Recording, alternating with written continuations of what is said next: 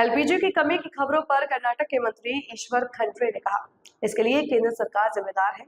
श्री हरदीप सिंह पुरी और केंद्र सरकार को सभी निवारक और एहतियाती कदम उठाने चाहिए थे, क्योंकि हर कोई जानता था कि क्या होने वाला है और उन्हें इस स्थिति का पहले से अंदाजा लगा लेना चाहिए।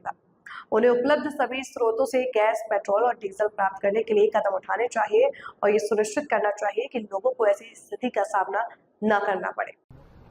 ಯಾವುದೇ ಶೆಡ್ಯೂಲಲ್ಲಿದ್ದಂಥ ವನ್ಯಜೀವಿಗಳನ್ನು ನಾವು ಹತ್ಯೆ ಮಾಡಲಿಕ್ಕೆ ಬರೋದಿಲ್ಲ. ಇವತ್ತು ಪ್ರಕೃತಿ ಪರಿಸರದ ಸಮನ್ವಯ ಕಾಪಾಡಿಕೊಂಡು ಹೋಗಬೇಕು ಅಂತ ಹೇಳಿದ್ರೆ ವನ್ಯಜೀವಿಗಳ ಸಂರಕ್ಷಣೆ ಅತ್ಯವಶ್ಯಕವಾಗಿದೆ.